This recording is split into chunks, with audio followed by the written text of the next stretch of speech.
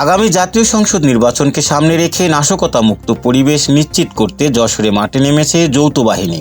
সোমবার সন্ধ্যা থেকে জেলা প্রশাসন, পুলিশ, সেনাবাহিনী ও র্যাবের সমন্বয়ে শহর ও শহরতলিতে এক বিশাল মহড়া পরিচালিত হয়।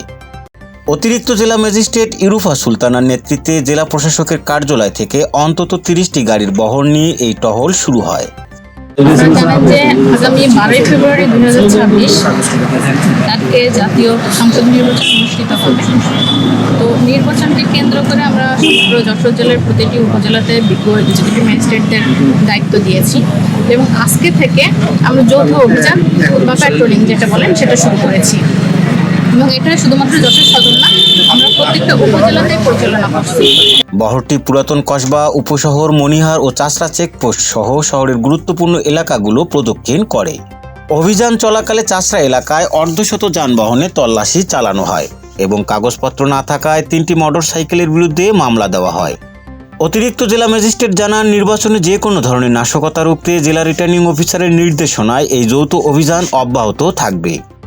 অভিযানে জেলা পুলিশের শীর্ষ কর্মকর্তারা উপস্থিত ছিলেন। যশোরের সতীঘাটায় ট্রাক ও মাইক্রোবাসের মুখোমুখি সংঘর্ষে 3 ব্যবসায়ী গুরুতর আহত হয়েছেন। সোমবার রাতে যশোর মনিরামপুর সড়কে ঘটা এই দুর্ঘটনায় আহতদের মধ্যে 2 জনের অবস্থা আশঙ্কাজনক।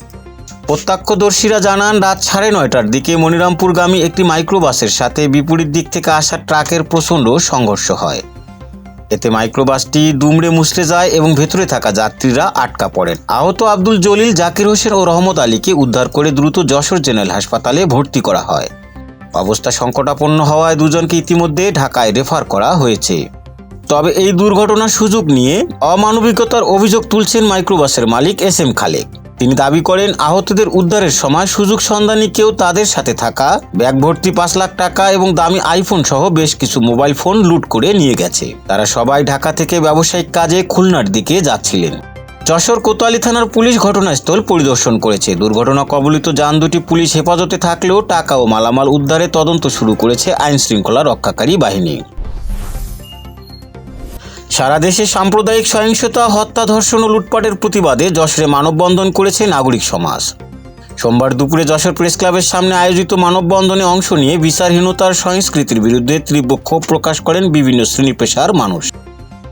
যশোরের নাগরিক সমাজের উদ্যোগে আয়োজিত এই কর্মসূচিতে বক্তারা বলেন, সম্প্রীতির বাংলাদেশে কোনো ধরনের উস্কানি ও সাম্প্রদায়িক হামলা মেনে নেওয়া হবে না। মানববন্ধনে বক্তারা প্রতিটি ঘটনার সুষ্ঠু তদন্ত ও দোষীদের দৃষ্টান্তমূলক শাস্তির দাবি জানান। বিএনপি চেয়ারপারসন বেগম খালেদা জিয়া রুহের মাগফিরাত কামনায় যশোরে শোকসভা ও দোয়া মাহফিল অনুষ্ঠিত হয়েছে। সোমবার বিকেলে সদর উপজেলার আরবপুর ইউনিয়নে আয়োজিত এই অনুষ্ঠানে প্রধান অতিথি ছিলেন বিএনপির কেন্দ্রীয় ভাইস চেয়ারম্যান অধ্যাপক নার্গিস বেগম। তিনি খালেদা জিয়ার আদর্শে অনুপ্রাণিত হয়ে একটি গণতান্ত্রিক রাষ্ট্র গড়তে সবাইকে ঐক্যবদ্ধ হওয়ার আহ্বান জানান। সভা শেষে দেশ ও জাতির কল্যাণ কামনায় বিশেষ মোনাজাত করা হয়।